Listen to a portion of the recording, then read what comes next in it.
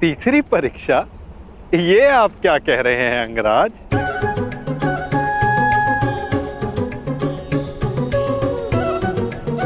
वही जो आप ना समझने का अभिनय कर रहे हैं।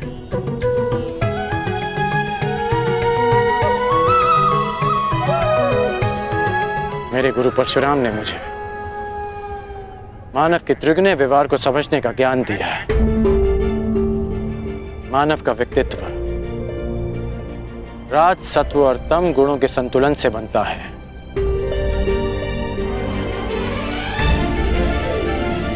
कहते जाओ अंगराज, मैं सुन रहा हूं। रजगुण मनुष्य को स्वार्थी बनाता है। इसके प्रभाव में मनुष्य अपनी सुविधा के लिए दूसरों को कष्ट देता है। इसलिए मेरी पहली परीक्षा में लक्ष्य प्राप्त करने के लिए मुझे जल जीवों का नाश करना था। परंतु तुम रजगुण के प्रभाव को संतुलित करने में समर्थ रहे। और दूसरा गुण है सत्व गुण, जो मनुष्य को पवित्र बनाता है। उसमें दया, प्रेम जैसे गुणों का संचार करता है। परंतु उस पर नियंत्रण ना रखा जाए तो ये भले बुरे में अंतर करने की मति हर लेता है। मनुष्य को हर ओर अच्छाई दिखती है, वो आभासी शांति को सत्य समझ लेता है और बुराई का अंत नहीं कर पाता। हाँ, परंतु तुमने सत्वगुण को भी नियंत्रण में रखा। आभासी शांति का आवरण भेद दिया। मेरे प्राणों की रक्षा के लिए तुमने उस सर्प का वध किया। हाँ, और अब मैं तीसरी परीक्षा की प्रतीक्षा कर रहा हूं, तमोगुण की परीक्षा।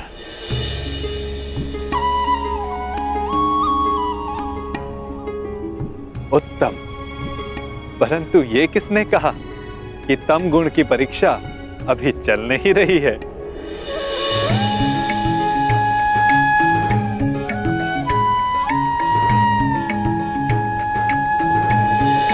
तमोगुण अंधकार के भांति हमें भ्रमित कर देता है। ठीक कहा आपने कि तमोगुण की परीक्षा इस यात्रा के साथ ही प्रारंभ हो गई थी।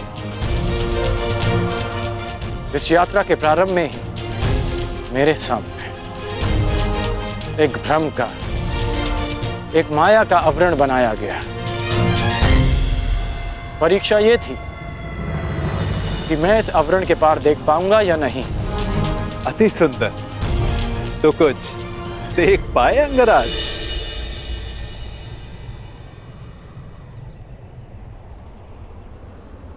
सबसे पहले इस नाटक के सूत्रधार को देखा, नटवर को देखा।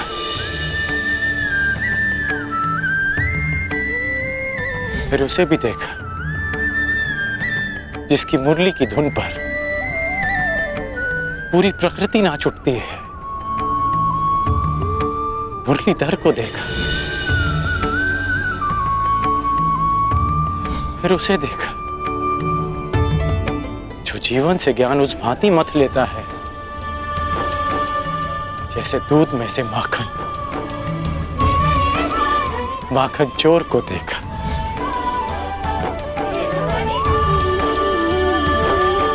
और फिर उसे देखा जिसके ये सब रूप हैं।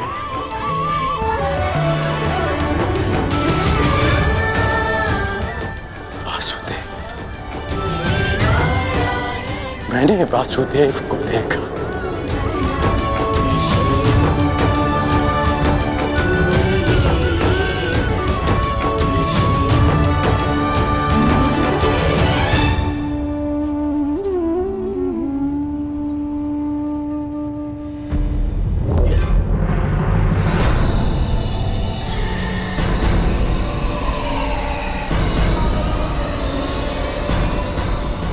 महाराज, यहाँ ना कोई सेना है ना वासुदेव। कहीं वासुदेव ने समर्पण का मन तो नहीं बना लिया? नहीं, यदि समर्पण करना होता तो वो कर्ण को अपने साथ नहीं ले जाता। कृष्ण या तो युद्ध करेगा या फिर से कोई छल? यही जानना चाहता था कर्ण कि तीनों गुणों के प्रभाव को नियंत्रित कर सकने की क्षमता तुम में है या नहीं। मैं संतुष्ट हुआ। इस जीवन में मैंने तुमसे अधिक विलक्षण पुरुष नहीं देखा। सूर्य देवता है, पर मनुष्यों में सूर्य तुम हो कर्ण। धन्य है तुम्हारी माता, धन्य है तुम्हारे पिता।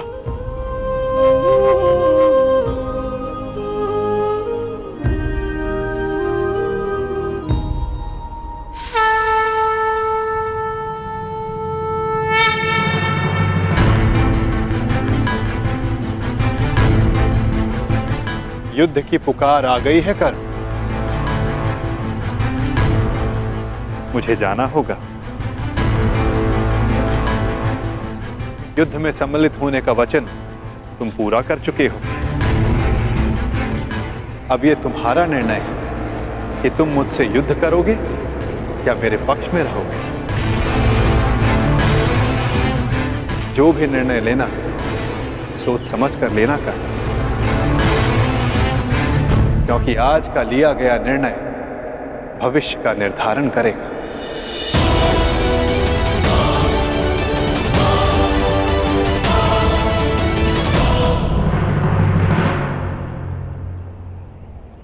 कृष्ण, रण छोड़। कहां है तू? फिर से रण छोड़कर भाग गया।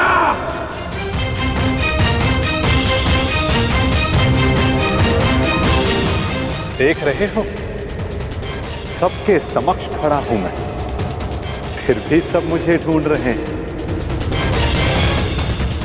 पुकार रहे हैं।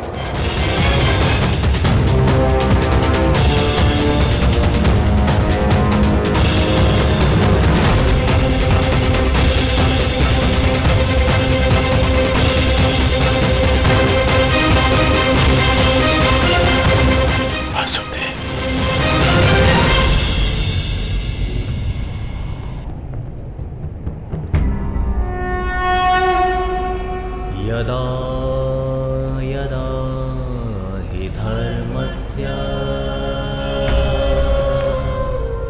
ग्लानिर्भवति भारत अभ्युत्थानम् अधर्मस्य तदात्मानं सृजाम्यहम्।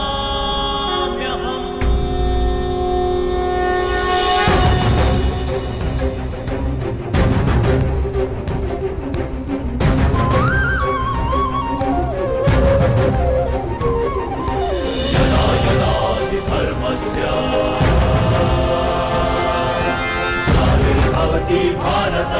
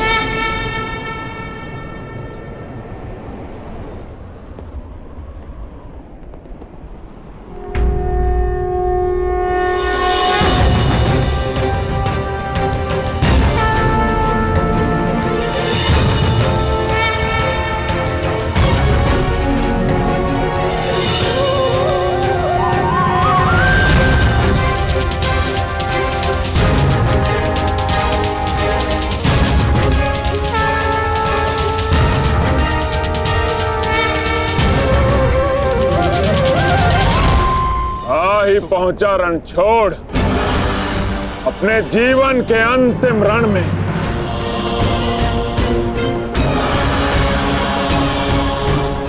तो कर्ण को छल करके अपने साथ ले गया ताकि युद्ध को टाल सके, और आया भी तो निहत्था बिना सेना के। परंतु फिर भी मैं प्रस्तुत हूं। आज मैं तुझे समाप्त कर दूंगा कृष्ण। विकास के प्रयास को प्रशंसा मिलती है जरासंध, विनाश के प्रयास को नहीं। कितनी बार हमने युद्ध किया, क्या लाभ हुआ? सहस्त्रों सैनिक अकाल ही काल के ग्रास में समा गए। युद्ध तब श्रेष्ठ है जरासंध जब उसका लक्ष्य एक महान शांति हो, ना कि एक मिथ्य अभिमान की पूर्ति। मैं इस विनाश को रोकने का निमंत्रण देता हूं जरासंध, मित्रता का हाथ आगे बढ़ाता हूं, और इसका प्रमाण है कि मैं निशस्त्र आया हूं। अपने अहंकार की निद्रा त्यागो जरासंध, शांति का सूर्योदय चुनो। अरे जा रणछोड़, शांति कायरों की ढाल होती है, वीरों का आभूषण युद्ध होता है ग्वाले, युद्ध। अरे चुनौती स्वीकार कर। संसार की मानवता की ढाल शांति है जरासंध। जिसके पास विनाश की शक्ति हो उसे शांति का विकल्प पहले चुनना चाहिए।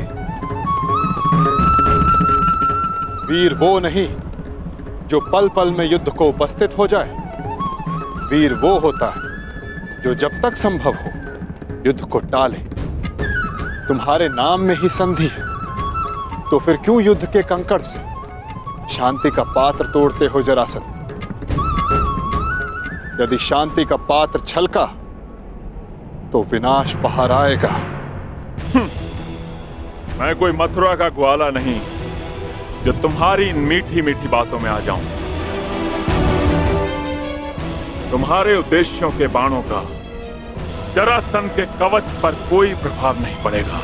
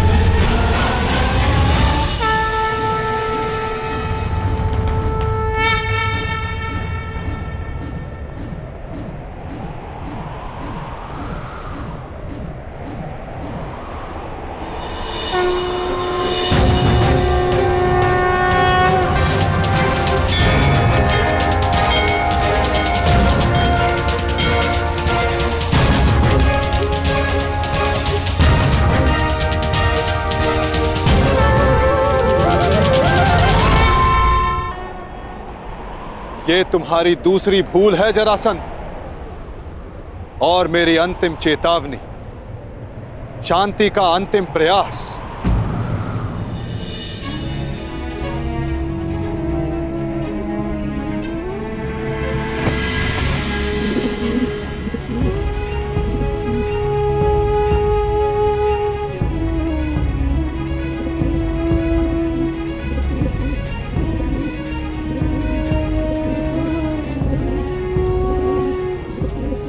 सुन रहे हो जरासंध? ये अबोध भी कह रहा है कि शांति रखो। इसके स्वर के बीच के विराम की शांति अनुभव करो जरासंध।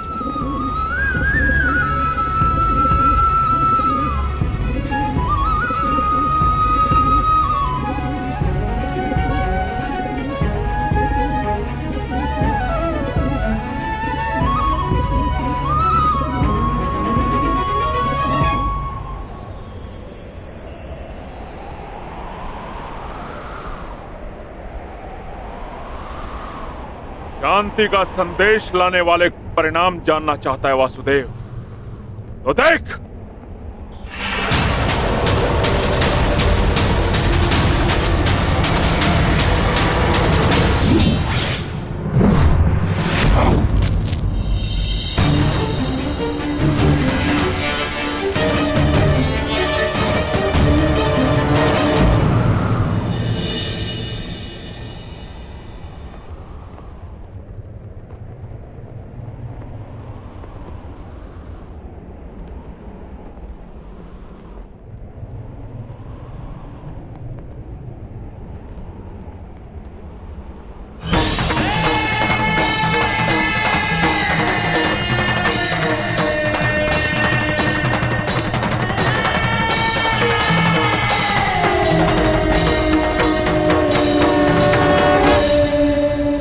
मैं संधि प्रस्ताव लाया। तुमने शांति दूत का वध किया, मैंने शास्त्र से समझाने का प्रयास किया, तुमने शस्त्र उठाया। मैं प्रेम लाया था, तुमने युद्ध की मांग की। तुम्हें युद्ध चाहिए जरासंध, तो लो, मैं तुम्हें युद्ध देता हूं।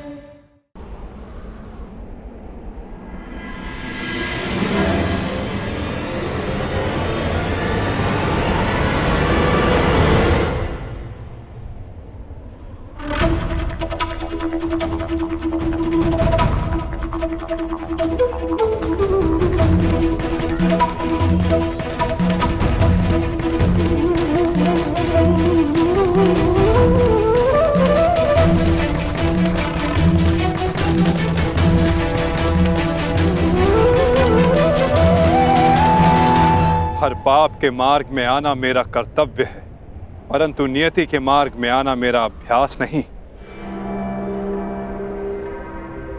तुम्हारी मृत्यु किसी और के हाथों लिखी है जरासंध, इसलिए आज मैं तुम्हें पुनः जीवन दान देता हूं।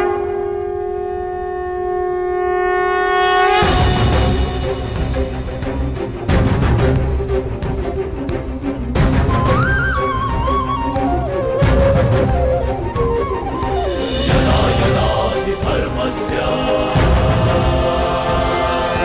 ग्लानिर्भवति भारत अभ्युत्थानमधर्मस्य तदात्मानं सृजाम्यहम्।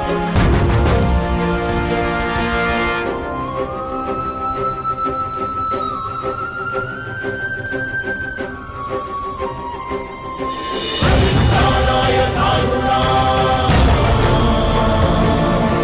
विनाशाय च दुष्कृताम्।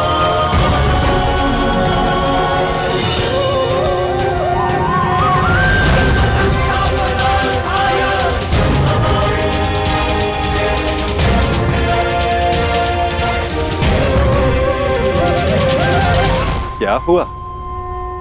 युद्ध में सम्मिलित होने आए थे ना? युद्ध नहीं किया? आपने मुझे विकल्प चुनने को कहा, परंतु अवसर नहीं दिया। अब अनुभव हुआ कि मुझे यहां युद्ध में सम्मिलित होने के लिए नहीं, युद्ध का साक्षी बनने के लिए लाया गया था। अनगिनत जरासंधों से भरे इस संसार में एक कर्ण से वार्तालाप करके अच्छा लगा। तुम अब भी भ्रम के पार देख सकते हो कर्ण। युद्ध समाप्त हुआ और तुम्हारे वचन पूर्ति का उपकर्म भी।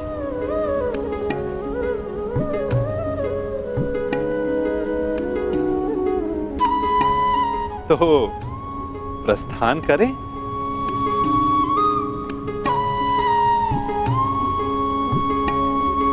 रुकिए।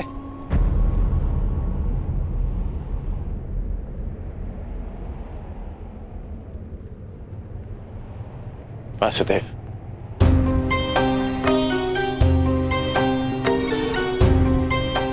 अपने आप नटवर हैं और ना मैं रथी, इसलिए अब ये रथ मैं चलाऊंगा। अब आपका सारथी मैं बनूंगा वासुदेव। मैं सदा नटवर था और सदा नटवर ही रहूंगा अंगराज। नियति ने हमारी जीवन यात्रा में तुम्हारा रथी होना निश्चित किया है और मेरा सारथी होना।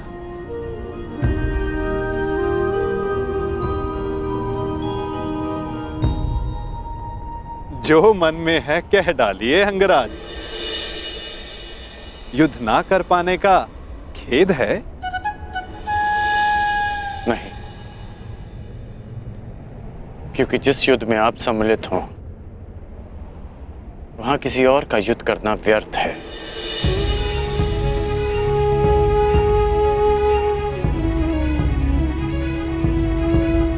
नियति के चक्र को कौन समझ पाया है कर्ण? कौन जाने वो दिन आए कि हम दोनों युद्ध में सम्मिलित हों और मैं सम्मिलित होकर भी शस्त्र ना उठाऊं।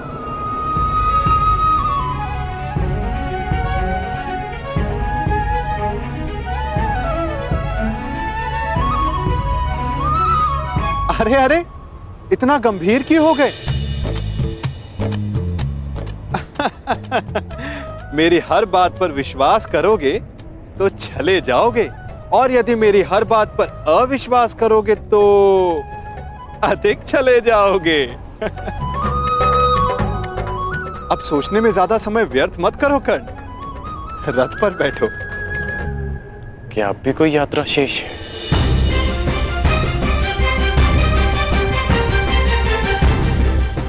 यात्रा तो अनावृत नियम है कर्ण। तुम्हारी मगध की यात्रा समाप्त हुई, हो सकता है कहीं और किसी नई यात्रा का प्रारंभ करने जा रहे हो।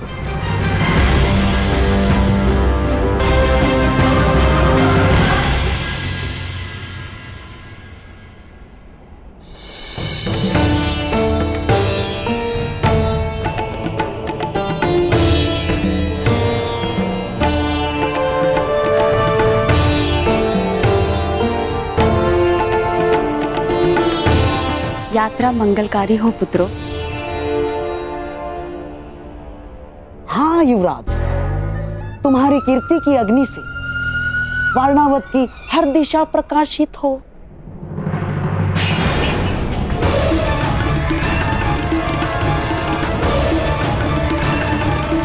बहना,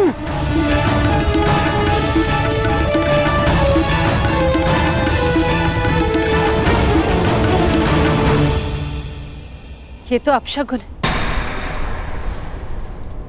यात्रा प्रारंभ करने से पूर्व आरती की थाली गिरना, यह अशुभ संकेत है। मुझे लगता है कि आप लोगों को ये यात्रा स्थगित कर देनी चाहिए।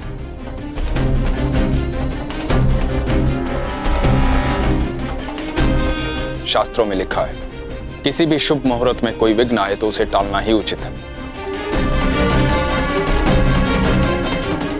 भ्राता विदुर कह रहे हैं तो यात्रा स्थगित ही कर देनी चाहिए।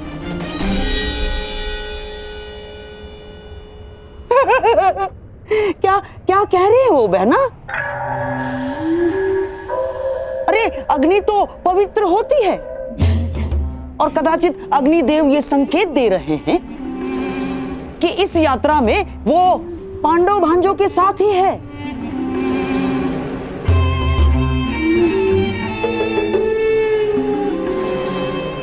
परंतु महामंत्री, आप तो स्वयं नीति कुशल हैं। वारणावतवासी युवराज युधिष्ठिर की प्रजा है और वहां उनके और बहन कुंती के सत्कार में विशेष प्रबंध कर दिए गए हैं। और अब यदि यह यात्रा स्थगित हुई तो न केवल प्रजा का उत्साह भंग होगा, बल्कि प्रजा में यह संदेश भी जाएगा कि युवराज युधिष्ठिर केवल एक अपशकुन के भय से अपने कर्तव्य से पीछे हट गए ना।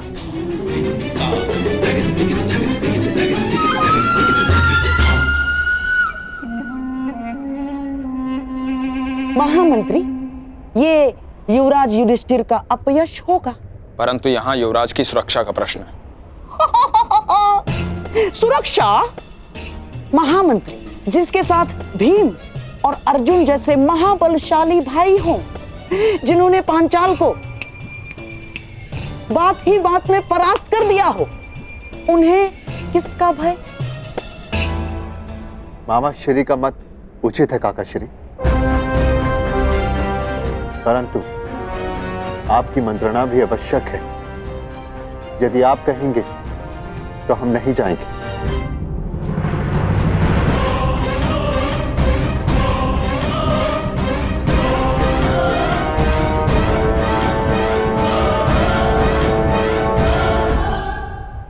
क्या आज्ञा है काका श्री? ठीक है युवराज, आप प्रस्थान करें।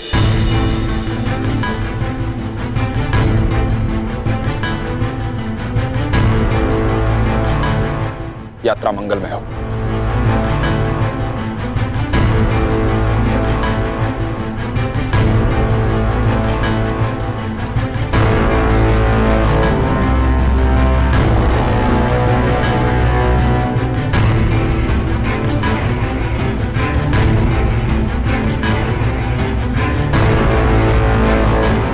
चलिए माता श्री।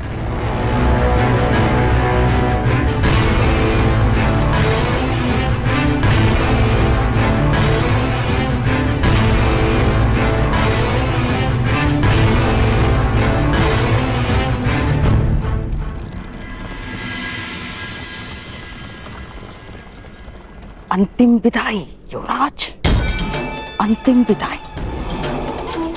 अब कदाचित हस्तिनापुर तुम्हारा मुख कभी न देख पाए।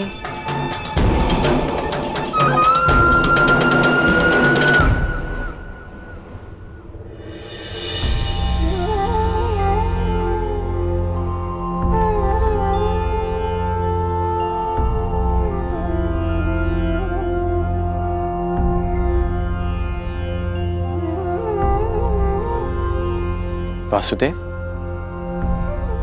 अभी आपने कहा कि दूसरी यात्रा प्रारंभ हो रही है, तो फिर आप बीच में क्यों रुक गए? विचार कर रहा हूं अंगराज कि कुछ यात्रा यदि प्रारंभ ना की जाए तो भविष्य पूर्णतः भिन्न हो सकता है।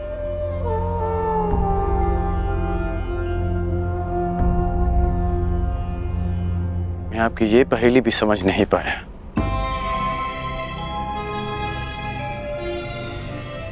हर पहेली का उत्तर हमारे चयन में होता है अंगराज, और भविष्य चयन पर निर्भर करता है। जीवन जीने के सदैव दो विकल्प होते हैं। एक विकल्प होता है इस पाषाण खंड की भांति, जो अपने अहंकार, अपने हठ, अपनी जड़ता के बोझ के कारण भारी और कठोर हो जाता है, जो ना अपना चुना हुआ मार्ग बदलता है और ना ही अपने विचार। उसका प्रारब्ध इस पाषाण खंड की तरह होता है।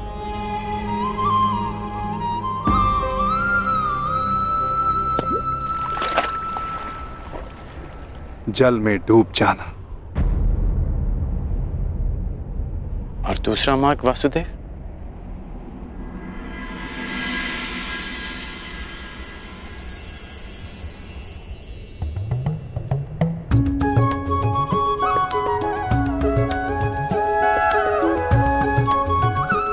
भक्ति मार्ग, इस मोर पंख की भांति हल्का, जो वायु के वेग में बहता है।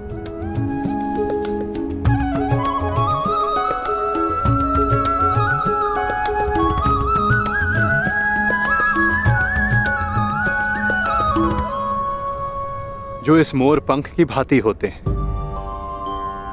वे अपने आप को ईश्वर की इच्छा के हाथों ऐसे समर्पित कर देते हैं जैसे इसने स्वयं को वायु को समर्पित किया।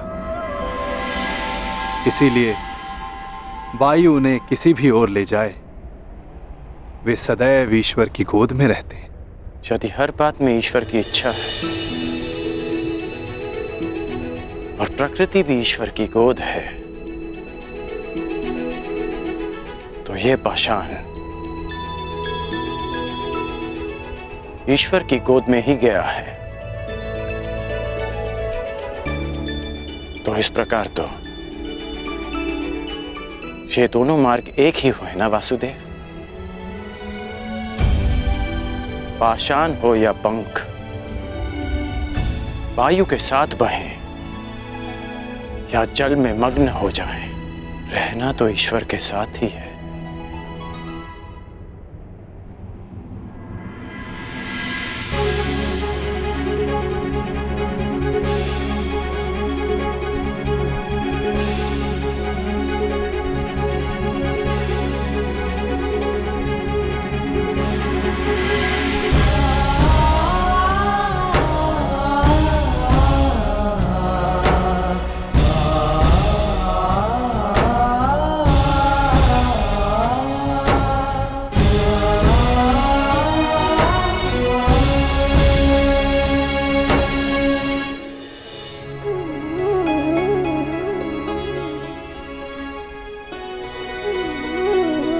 मैं हमेशा तुम्हारी प्रशंसा करता आया, परंतु आज तुमने मेरा सम्मान अर्जित किया है कर्ण।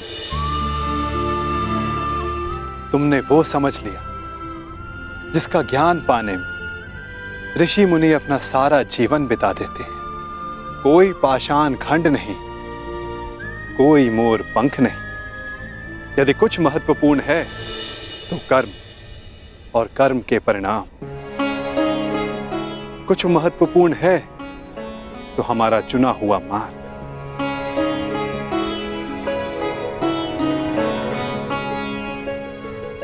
बहुत ज्यादा सोचते हो अंगराज, बहुत समय भी व्यर्थ करते हो।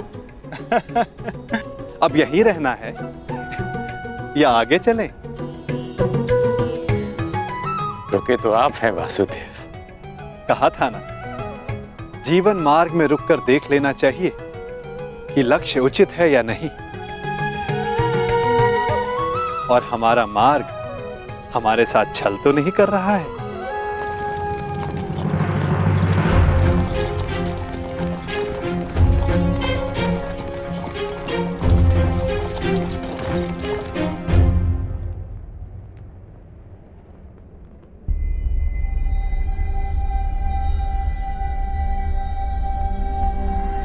ये दो रथ क्यों वासुदेव? क्योंकि यहां से दो मार्ग जाते हैं कर्ण, एक हस्तिनापुर को और दूसरा पांचाल को। तो अचानक आप पांचाल जा रहे हैं? कहीं इसका संबंध पाषाण खंड और मोरपंख के चुनाव से तो नहीं?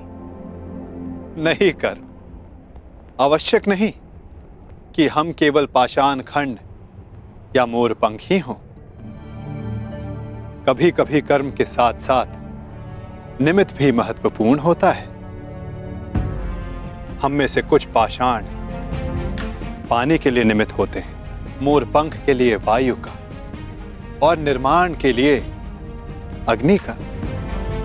निर्माण के लिए अग्नि का? परंतु अग्नि तो सब भस्म कर देती है।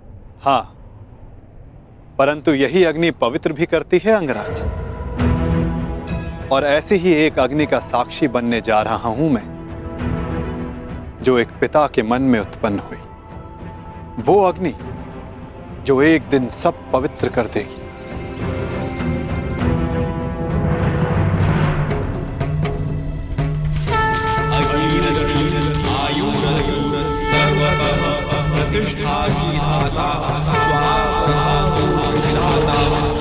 हमारे प्रतिशोध की अग्नि शांत करने के लिए दो अतिथि शीघ्र प्रस्तुत होंगे द्रौपद। मैं भी उनके स्वागत के लिए आतुर हूं ऋषिवर। तब से जब से द्रोण ने मेरा अपमान किया। ये कैसी विचित्र अग्नि है द्वारकाधीश? अग्नि अग्नि होती है कर्ण। हाँ, उत्पत्ति का कारण और उद्गम भिन्न हो सकते हैं। लालच की अग्नि, घृणा की अग्नि, छल कपट की अग्नि। आशा करता हूं जब कभी ऐसी अग्नि से तुम्हारा सामना होगा तो तुम उचित निर्णय लोगे कर्ण।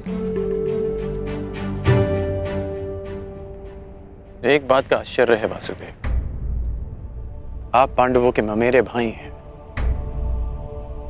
तो मुझे लगा कि आप मुझे कुमार दुर्योधन से दूर करने का प्रयास करेंगे, परंतु आपने ऐसा नहीं किया। क्योंकि सारथी का कार्य केवल मार्ग दिखाना होता है अंगराज, चयन तो रथ ही करेगा। फिर भी यदि समय आने पर चुनाव करना पड़ा तो किसका चुनाव करोगे अंगराज?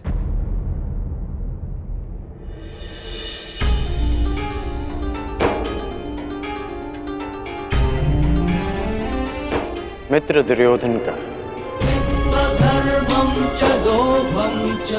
इसलिए नहीं कि मैं उनके प्रत्येक कर्म को उचित मानता हूं, परंतु इसलिए कि उन्होंने मेरी तब सहायता की जब सबकी दृष्टि में मैं तुच्छ था।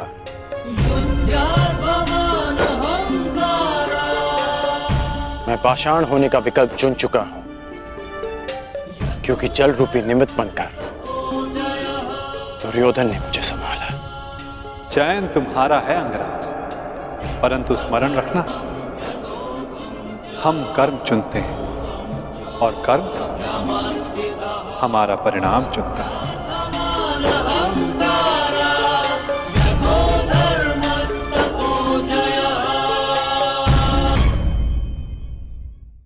यदि समय आने पर चुनाव करना पड़ा तो किसका चुनाव करोगे अंगराज?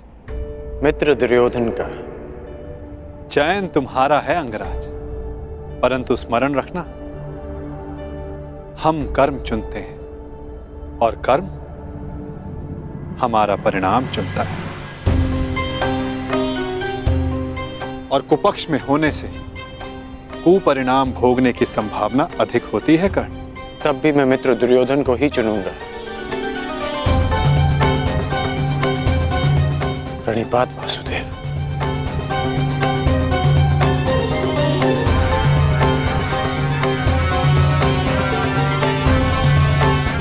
विदा कर्ण।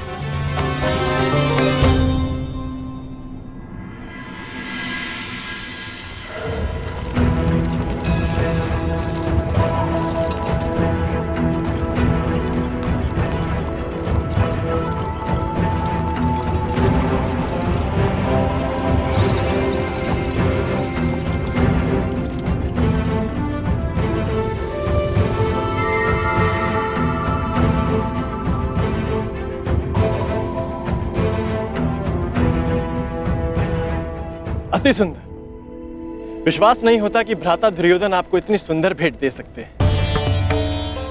समय के साथ सब बदलता है अनुज। खट्टी कैरी भी समय के साथ बदलकर मीठा आम बन जाती है।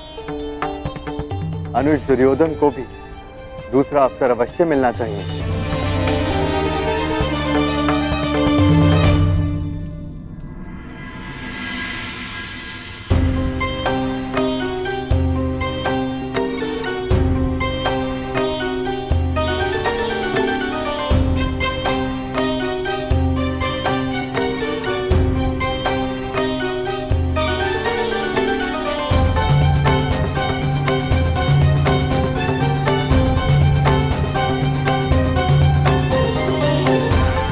अद्भुत अद्भुत महल बनाया है पुरोचन ने। समझ में नहीं आता ये वास्तविक भवन है या भ्रम। मैं तुमसे सहमत हूं अनुज, परंतु इतनी सुंदर वस्तुएं सदैव भ्रम और छल ही होती है।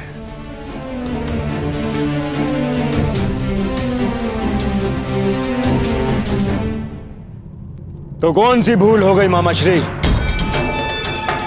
पुरोचन केवल यही संदेश देने तो आए हैं कि पांडव लक्ष्य ग्रह पहुंच चुके हैं। तुम समझते क्यों नहीं हो दुर्योधन?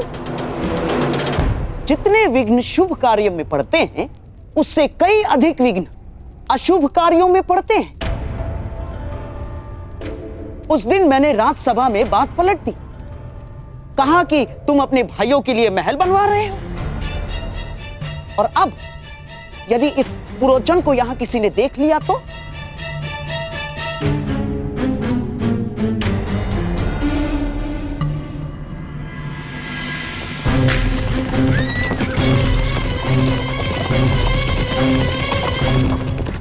मत भूलो, षड्यंत्र तभी सफल होते हैं जब तक वो गुप्त रखे जाते हैं। भेद खुल जाने पर सारा खेल समाप्त, सफा चट।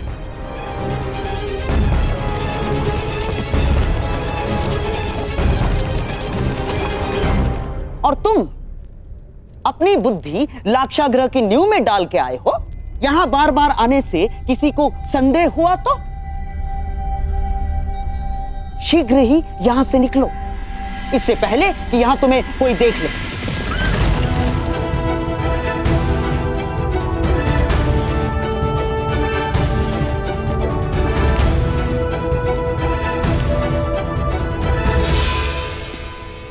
जी मैं तो बस ये पूछने आया हूं कि मुखाग्नि कब देनी है? शीघ्र, शीघ्र, अति शीघ्र। समझ गए? मामाश्री, परंतु यदि सब कुछ इतना ही शीघ्र हुआ तो भी तो लोगों को संदेह हो ही जाएगा ना। संदेह तो किसी भी स्थिति में तुम पर ही आने वाला है मेरे होने वाले सम्राट। परंतु मैं ये चाहता हूं कि बस ये संदेह पांडवों के अंत के पश्चात ही हो, उससे पूर्व नहीं ना।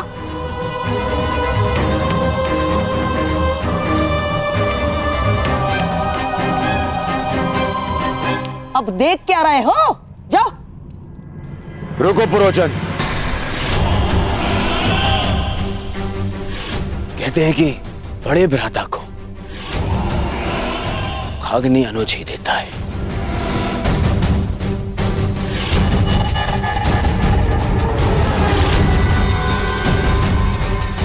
तो फिर मैं अपने कर्तव्य को कैसे भूल सकता हूं? जाओ, ये ले जाओ पुरोचन। मेरे भाइयों की चिता तुमने सजाई है, परंतु उनकी मुखाग्नि मेरी ओर से ही होनी चाहिए।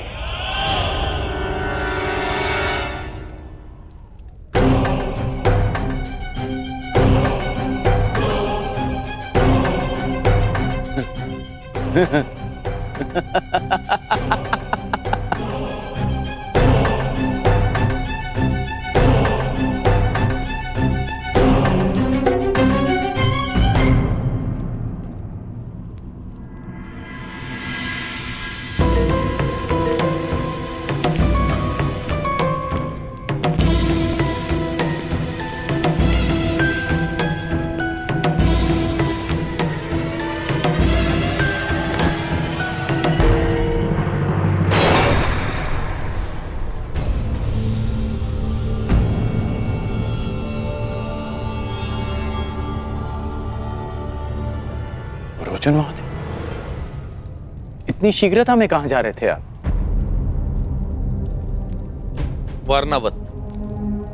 मैंने आपकी सामग्री गिरा दी, मैं ही इसे उठा देता। सावधान अंगराज, ये अग्नि कहीं आपको जला ना दे।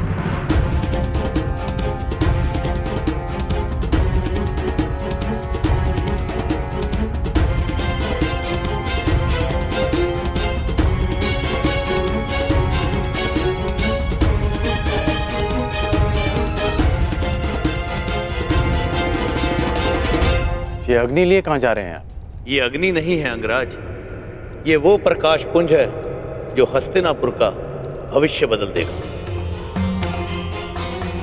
और साथ में आपका और मेरा भी, क्योंकि हम दोनों विजेता के पक्ष में हैं। अब मुझे आज्ञा दीजिए।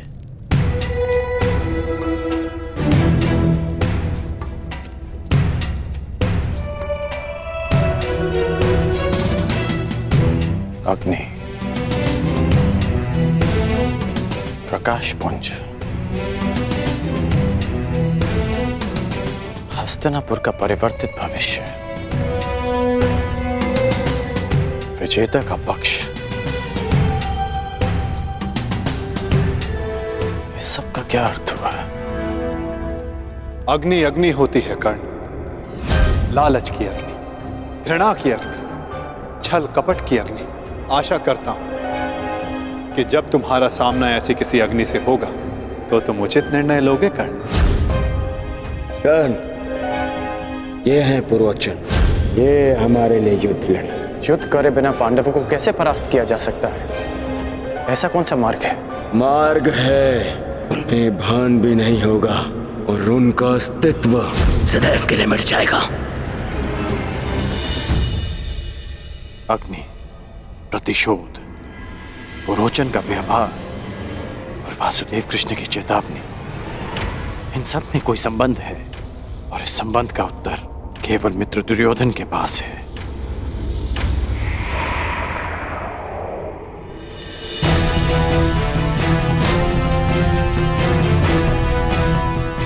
मुहूर्त आ गया है पांचाल राज। यज्ञ की पूर्णाहुति के लिए यहाँ महारानी का होना आवश्यक है। मैंने महारानी को यहाँ आने के लिए संदेशा तो भिजवाया था, परंतु मेरी समझ में नहीं आ रहा है कि महारानी को यहाँ आने में इतना विलंब क्यों हो रहा है। समय, मुहूर्त और ग्रह दशा किसी की प्रतीक्षा नहीं करते पांचाल नरेश। यही क्षण पूर्ण आहुति के लिए उपयुक्त है। यदि आहुति ना दी गई तो सारे प्रयास निष्फल हो जाएंगे। क्या महारानी के अतिरिक्त और कोई विकल्प नहीं है ऋषिवर? ये यज्ञ है पांचाल नरेश, नियमों से बंधा है। इसमें विकल्प की कोई संभावना नहीं। ओम अग्नि मिली पुरोहितम यज्ञासा देव अमृतविजम होता राम रतन धात्मम।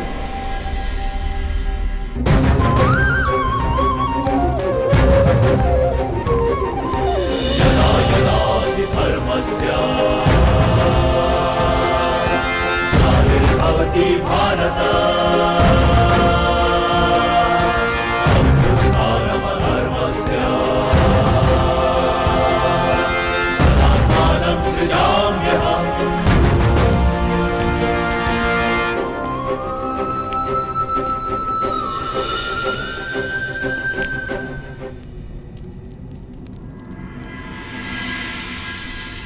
विचित्र बात है, प्यासे के समक्ष जल रखा है और वो प्यास बुझाने का विकल्प ढूंढ रहा है। मैं आपके कहने का अभिप्राय समझा नहीं वसुदेव। अग्नि से बड़ा ना कोई पुरोहित है, ना उससे बड़ा कोई होत्र, ना उससे बड़ा कोई वरदायक, ना ही इच्छा पूर्ति का स्रोत। अयोनिज के लिए यही गर्व है। जब अग्नि आपके समक्ष प्रस्तुत हो तो विकल्प क्यों ढूंढ रहे हैं पांचाल नरेश? क्या मैंने कुछ अनुचित कहा मुनियाज? परंतु ये प्रयोग अगर विफल रहा तो ये यज्ञ भंग भी हो सकता है। एक मनुष्य पुनः ये यज्ञ नहीं कर सकता। परंतु यदि इसी समय पूर्ण आहुति ना दी गई तो भी ये यज्ञ निष्फल होने ही वाला है ना। सोच क्या रहे हैं पांचाल नरेश? समय हाथ से जा रहा है। यज्ञ अग्नि प्रचंड हो रही है।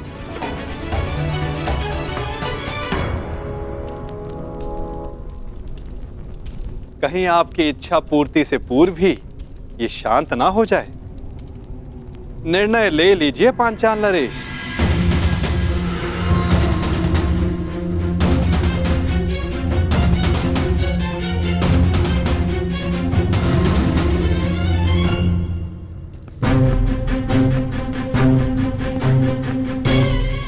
इतनी शीघ्रता से कहां जा रहे हो अंगराज कर्ण?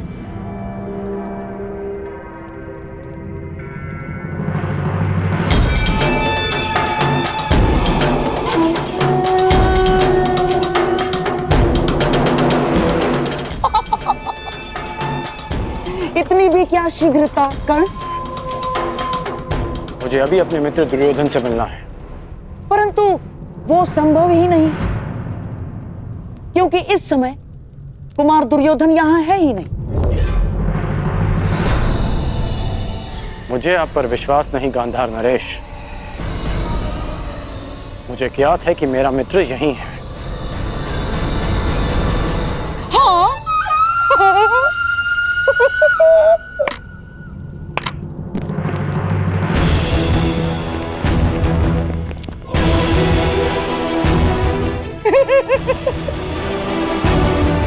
अब तो तुम समझ लो कि शकुनी नहीं चाहता कि तुम दुर्योधन से मिलो।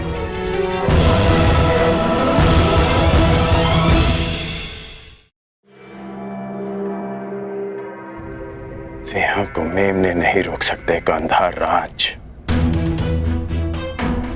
और आप ये भली भांति जानते हैं कि आपके ये सैनिक कर्ण को नहीं रोक पाएंगे। परंतु मेरे होने वाले सम्राट का आदेश तो रोक सकता है ना अंगराज कर्ण। तो उनका आदेश था कि तुम अंग प्रदेश जाकर वहां का कार्यभार संभालो। और हां, जब उन्हें तुमसे मिलने की आवश्यकता होगी तो तुम्हें संदेश भिजवा दिया जाएगा। हाँ? ठीक उसी तरह जिस तरह पुरोचन को संदेशा भिजवाया गया था।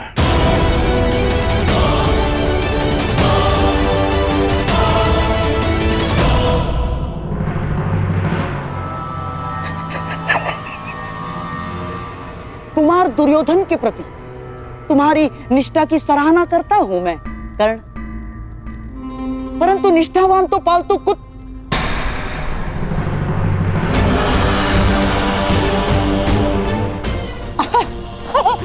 मेरा तात्पर्य है कि पालतू जीव भी होते हैं कर्ण। उन्हें अपनी सीमा में रहना उनके हित में होता है। इसीलिए शकुनी चाहता है कि तुम अपनी सीमा में रहो। अंग लौट जाओ।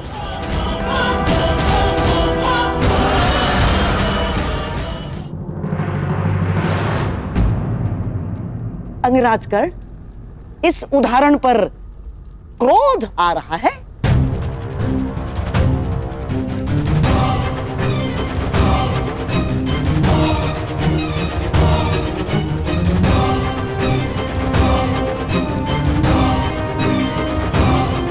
एक क्षण के लिए तो लगा कि आप मेरी तुलना पालतू जीव से कर रहे हैं, परंतु फिर अनुभव हुआ कि ना मैं अपनी बहन के ससुराल में रह रहा हूं और ना ही अपने भांजे की कृपा पे पल रहा हूं।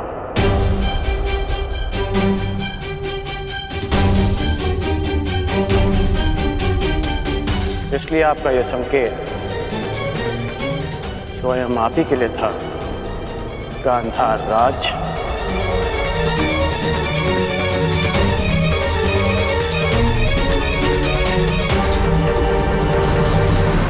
क्या हुआ? मेरे उद्धारण पर क्रोध आ रहा है?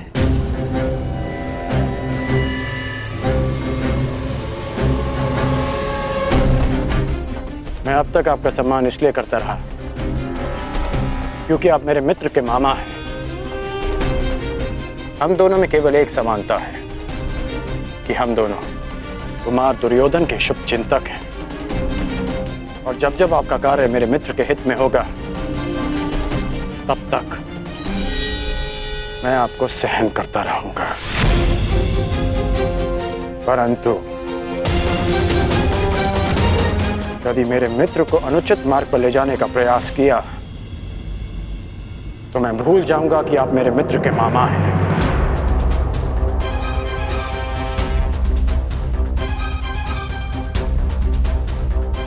और उस समय आपका अंत उस पालतू जीव की भांति होगा जिसका आप अभी उदाहरण दे रहे थे। पुरोचन यहां क्यों आया था और उसका क्या लक्ष्य है, ये तो मैं जानकर ही रहूंगा।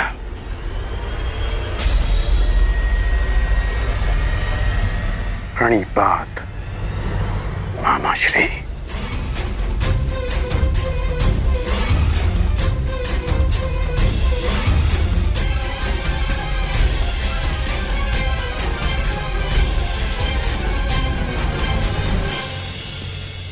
जब तक तुम्हें यह ज्ञात होगा कि पुरोचन यहां क्यों आया था, तब तक पांडव भस्म हो चुके होंगे। पांडव कहीं दिख क्यों नहीं रहे? और इस मंतव्य को पूरा करने के मध्य शकुनी को कोई नहीं रोक सकता, ना कोई नहीं, तुम भी नहीं अंगराज कर्ण।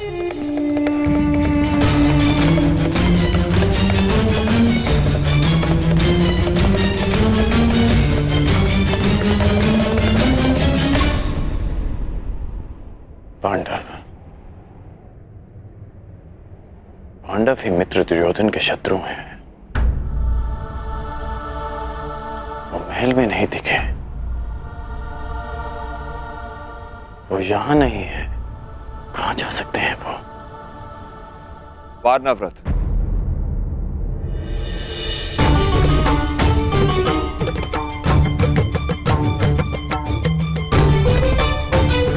पिताश्री,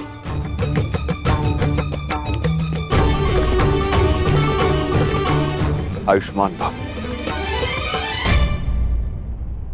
पांडव वारनाव्रत में? हाँ, वारनाव्रत।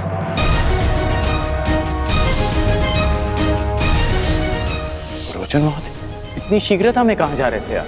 वारनावत, ये अग्नि नहीं है अंगराज, ये वो प्रकाश पुंज है जो हस्तिनापुर का भविष्य बदल देगा।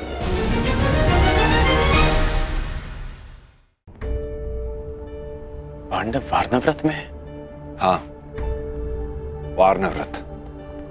और माता कुंती? वो भी उन्हीं के साथ है। देवी कुंती के सम्मान में वारनाव्रत में एक समारोह रखा गया है। सुना है कुमार दुर्योधन ने पुरोचन से एक अति सुंदर महल पांडवों के लिए बनवाया है।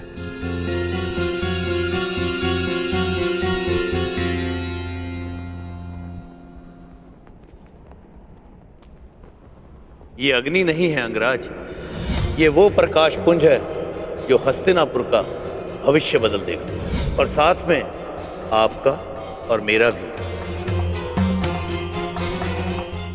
पांडव वारणाव्रत में है और पुरोचन भी वहीं जा रहा था।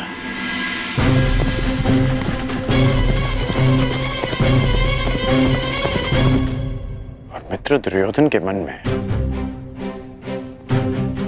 अचानक पांडवों के प्रति प्रेम कहां से उत्पन्न हो गया? कर्ण, ये हैं पुरोचन, ये हमारे लिए युद्ध लड़े। युद्ध करे बिना पांडवों को कैसे परास्त किया जा सकता है? ऐसा कौन सा मार्ग है? मार्ग है, उन्हें भान भी नहीं होगा और उनका अस्तित्व सदैव के लिए मिट जाएगा। इसका अर्थ है कि वारणाव्रत में षड्यंत्र रचा जा रहा है।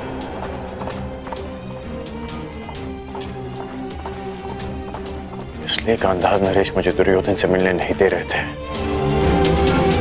कहीं वासुदेव इसी कपट की अग्नि के विषय में सचेत तो नहीं कर रहे थे मुझे? क्या सोच रहे हो पुत्र? कुछ नहीं पिताश्री, मुझे शीघ्र जाना होगा। कहां?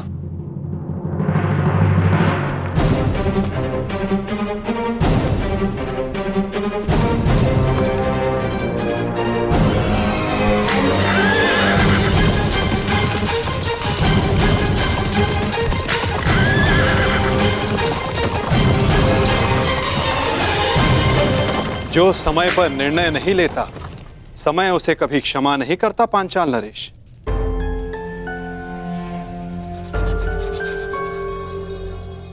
अग्नि को गर्भ मानकर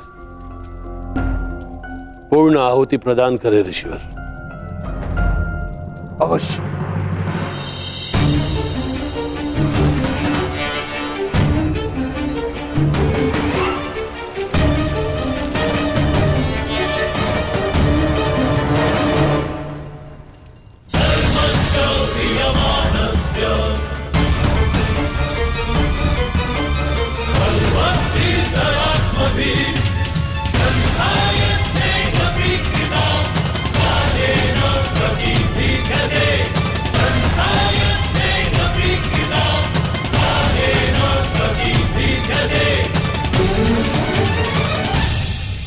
वसुदेव, मेरी ये आहुति सफल होगी ना? ये मैं कैसे बता सकता हूं पांचाल नरेश?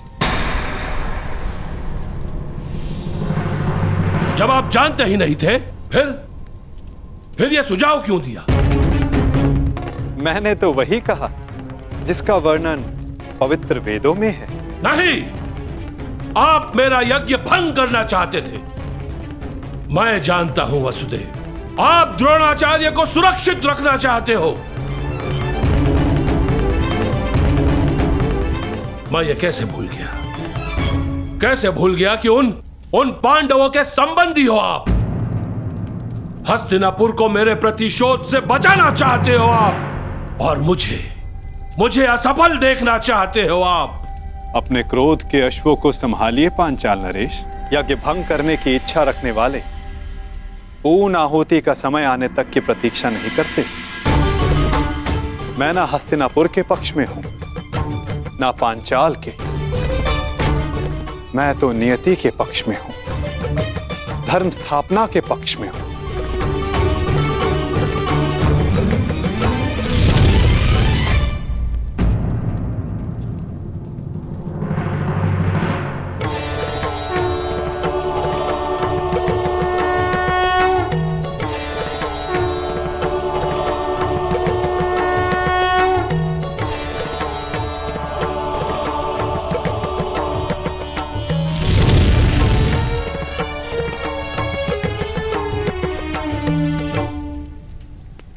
यज्ञ सफल रहा। आपका पुत्र जन्म लेने वाला है। धन्यवाद ईश्वर, धन्यवाद।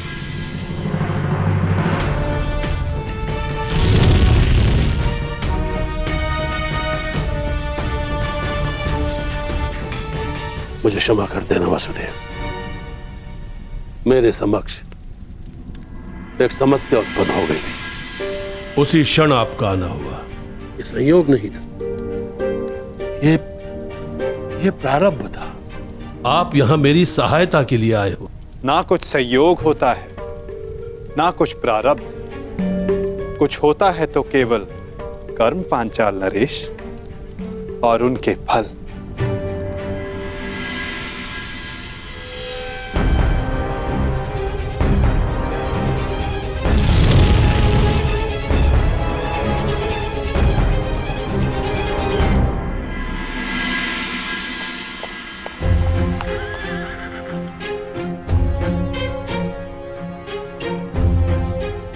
बड़ा दुख होता है। मेरा इतना सुंदर महल, मेरी इतनी सुंदर कृति कल प्रातःकाल राख का ढेर होगी, अपने भीतर उपस्थित अतिथियों समेत। अपना भविष्य उज्जवल करने के लिए मुझे अपने हाथों ही अपनी इस सुंदर कृति को ज्वाला देनी होगी।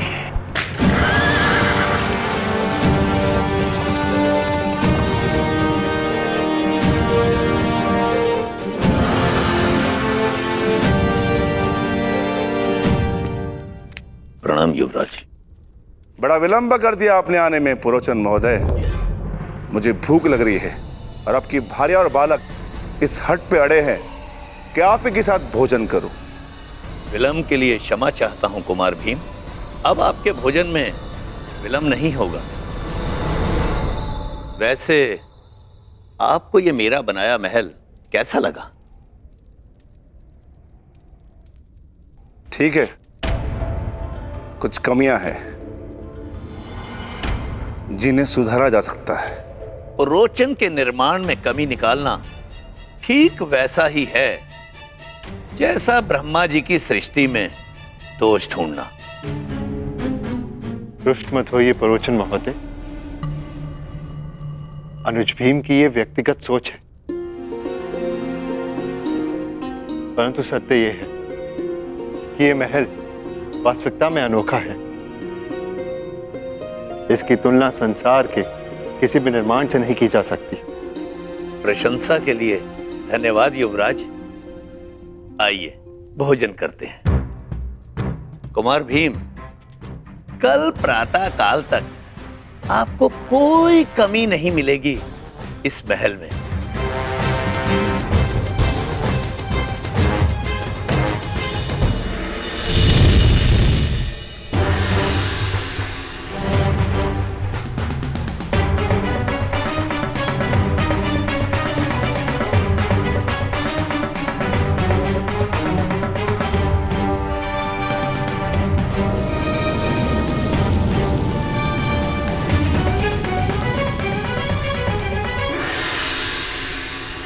अग्नि कुंड से उत्पन्न अग्नि की भांति अधीर,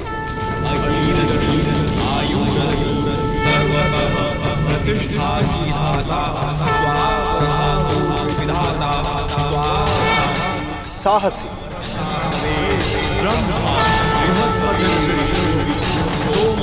भव्य और विनाशक आपका ये पुत्र धृष्टद्युम्न कहलाएगा।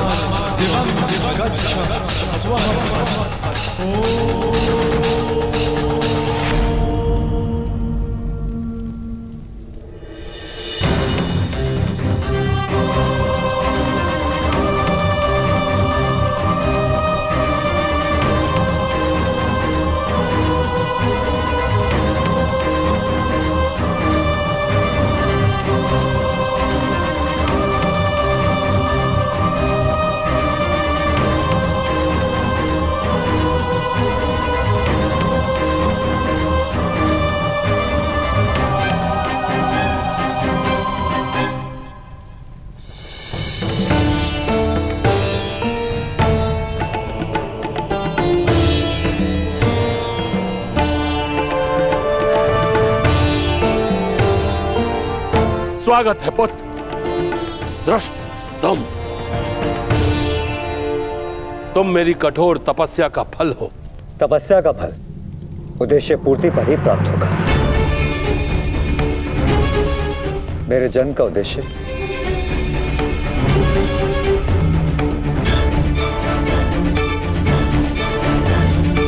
तुम्हारा अहंकार, उस पर विजय पाना शेष है जिसे मैं पाकर रहूंगा। आज मैं एक राजा का पिता हूं और तुम कुछ भी नहीं द्रौपद।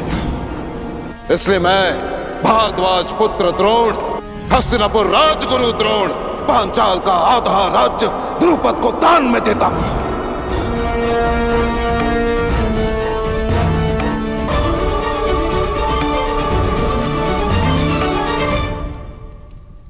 अपने पिता का प्रतिशोध पूरा करना। मेरे हृदय में जो प्रतिशोध की अग्नि जल रही है, उस अग्नि में मुझे द्रोण की आहुति चाहिए। तुम्हें अपने पिता का मान सम्मान और प्रतिष्ठा और पांचाल का गौरव और वैभव फिर से लौटाना होगा। आपकी तपस्या पूर्ण होगी पिताश्री, आज्ञा दीजिए। यज्ञ अग्नि से जन्म लेने वाले यज्ञसेन दृष्टिदम, संसार में जन्म लेने वाले किसी न किसी कारणवश जन्म लेते हैं, परंतु लक्ष्य साधने का एक समय निश्चित होता है।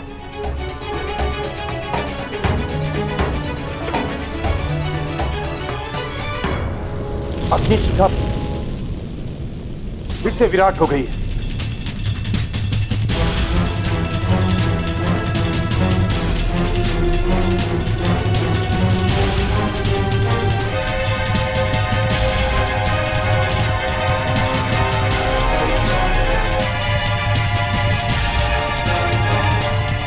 प्रतीत होता है कि आज अग्नि बहुत अधीर है मुनि। आज जैसे अग्नि का सर्वत्र साम्राज्य है, हर दिशा हर ओर भिन्न भिन्न प्रकार की अग्नि गर्जना कर रही है। प्रतिशोध की अग्नि,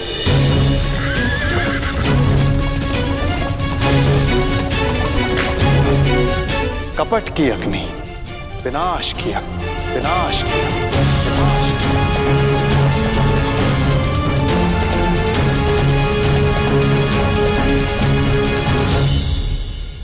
सब तैयार है ना? मसाले ठीक से डाल दिए थे? हाँ, सब वैसा ही बना है जैसा आपने कहा था।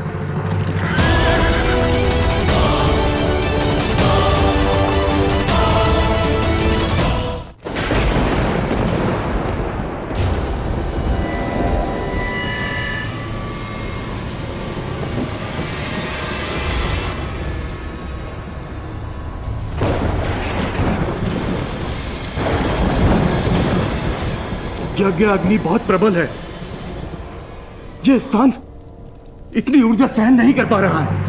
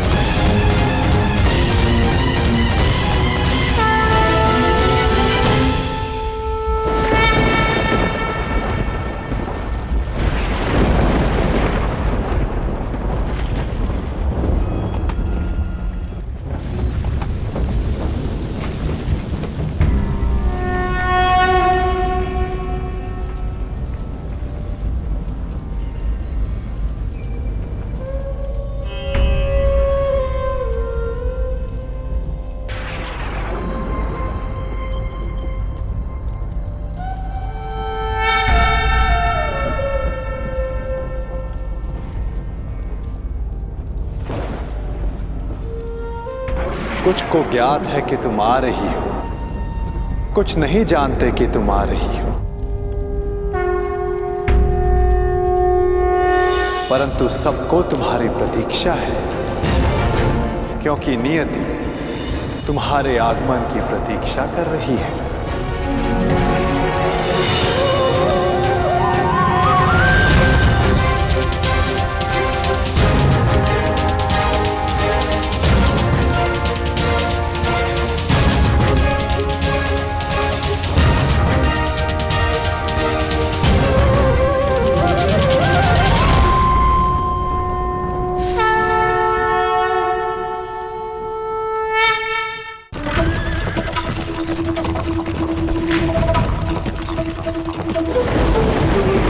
पांचाल नरेश, ये गुफा और अधिक समय तक नहीं रह पाएगी।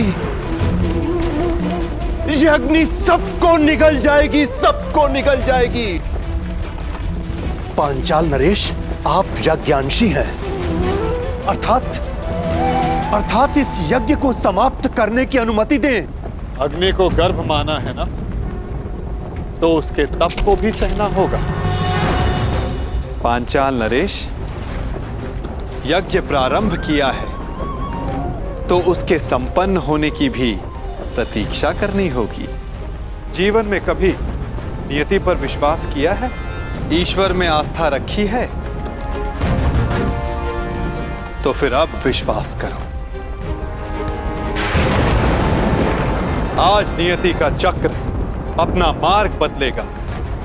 आज की रात्रि विश्वास की रात्रि है। परिवर्तन के प्रथम सोपान की रात्रि है।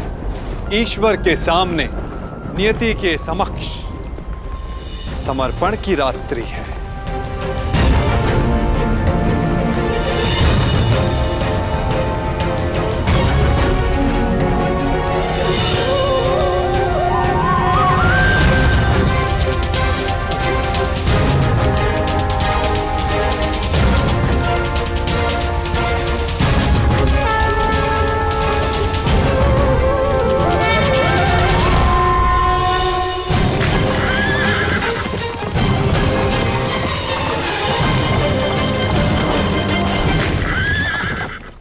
खाइए युवराज, महाराजा ने अपने हाथों से ये भोजन तैयार किया है। सुस्वाद तो है ना?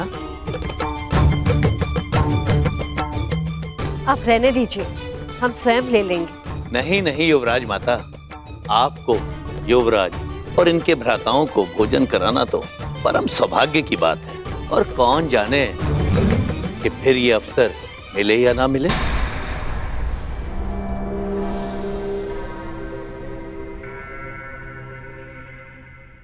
क्योंकि कल तो आप जाने वाले हैं ना?